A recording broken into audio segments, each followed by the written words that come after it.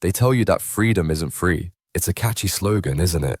They print it on bumper stickers, shout it at halftime during football games, and carve it into the cold, grey marble of monuments. But they never tell you who exactly receives the invoice. My name is Arthur, and I've been paying that bill in installments of pain, silence, and solitude for 15 long years. Look at me. Don't turn away. I know what you see. A heap of rags, a tangled beard, the smell of cheap gin and old rain. You see a statistic, a problem for the city council to solve. But beneath this grime beats the heart of a man who once led men into the mouth of hell. I was a sergeant in the 10th Mountain Division. I was a husband. I was a citizen. Now, I'm just a ghost that refuses to stop breathing. I grew up in a town called Oak Haven, Ohio. It was the kind of place where everyone knew your name and your business. I was the golden boy. I played quarterback. I helped my dad fix engines. And I fell in love with Sarah when we were 16.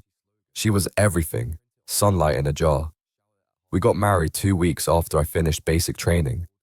I remember the smell of her perfume, midnight rose, and the way she tucked a small photo of herself into my helmet. "Come back to me, Artie," she whispered. "No matter what, come back." I promised I would. That promise was my first mistake. In 2010, I was deployed to the Arghandab Valley.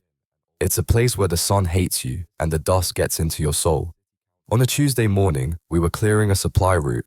The air was thick with the scent of wild diesel and scorched earth. I saw a wire, just a glint, thinner than a spider's web, near a cluster of rocks. I opened my mouth to shout a warning to my squad. The world didn't explode with a bang. It exploded with a white-hot roar that swallowed the sky.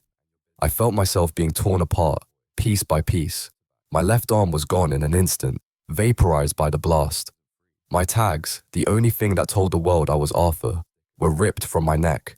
I fell into a darkness so deep I thought it was the end of the universe. Back home, the paperwork started. My unit was ambushed right after the blast. In the chaos, they found my charred gear, but not me. I was officially declared KIA, killed in action. My mother received the folded flag. Sarah received a knock on the door. They wept, they grieved, and eventually they buried an empty box in the ground and called it me. But I was in a village clinic, then a regional hospital, a nameless John Doe with a shattered skull and a missing limb.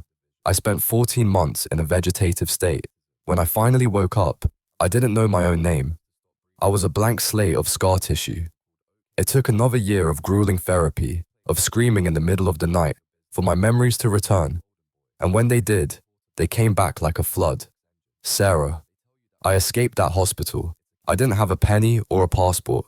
I hitched rides on freighter ships, hid in the back of trucks, and walked until my feet bled through my boots. I had one goal, Oak Haven. I imagined the moment 1,000 times. I'd walk up the driveway, she'd see me through the window, she'd drop her coffee mug, and we'd hold each other until the world made sense again. I reached the house on a crisp October afternoon. The maple trees were turning red, just like the day I left. But there was a new car in the driveway, a blue minivan. There were plastic toys on the lawn. My heart was thundering against my ribs like a trapped bird. I knocked. Sarah opened the door. She looked more beautiful than ever, but her eyes were different. They were peaceful. Behind her, a man I didn't know called out, "Honey, is that the mailman?" Then a little girl, no more than 4 years old, ran up and hugged Sarah's legs. She had Sarah's hair. I tried to speak, but my throat felt like it was full of broken glass. "Sarah, it's Artie. I'm back." She didn't scream. She didn't faint. She just stared at me with a look of pure, unadulterated horror. She looked at my scarred face, my missing arm, my filthy clothes. To her, I wasn't a miracle. I was a threat. I was a ghost trying to haunt a life she had finally managed to fix. "Get away from here," she whispered, her voice shaking with terror. "My husband is dead. He's a hero. He's on the wall of honor at the high school. You're just some sick person trying to hurt us. If you don't leave right now, I'm calling the police." I stood there, paralyzed. I wanted to tell her about the midnight rose perfume.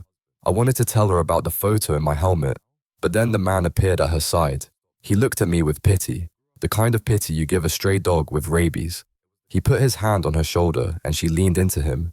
She leaned into him the way she used to lean into me. "Please," I gasped. "Sarah, look at my eyes." "Go away," she screamed, and she slammed the door. I heard the deadbolt slide. Thump. That sound was louder than the IED. That sound was the actual moment I died. I spent 3 days in the woods behind that house, watching them. I watched him grill burgers. I watched him kiss her. I watched him play with the little girl who should have been mine. I realized then that if I stayed, if I fought to get my life back, I would only destroy hers. I would be the monster in her fairy tale. So, I walked away. For 15 years, I've been walking. I moved to the city because it's easier to be invisible where there are millions of people. Without an ID, you don't exist in the system. I can't get a job at a warehouse. I can't rent a room. I can't even get a library card. I am a non-entity. I've survived winters that froze the breath in my lungs. I've been kicked by drunken frat boys for sport. I've eaten things you wouldn't feed to a dying animal. People ask why I don't just go to the VA. How? I'm dead on paper. To the government, I'm a fraud. To my family, I'm a ghost. To you, I'm an eyesore. Every night, I lie on this cardboard and I go back to that valley in 2010. I hear the click, and I wish, with everything I have left, that the explosion had finished the job. It would have been kinder. I'm 45 now. My hair is grey, my joints ache with every change in the wind, and my phantom limb itches in a place I can never scratch. I don't want your spare change. Keep your quarters. They won't buy me a new life. I just want you to look at me and acknowledge that I was here. I was a sergeant. I was a hero for 5 minutes before I became a nuisance for 15 years. My name is Arthur. I love the woman who chose my memory over my reality. I served a country that deleted my file. And tonight, I'll sleep in the rain, dreaming of a house with a white fence and a girl who once promised she'd wait for me forever. Freedom isn't free, friend. I'm the one who paid for yours. Remember that when you walk past the next ghost you see on the sidewalk.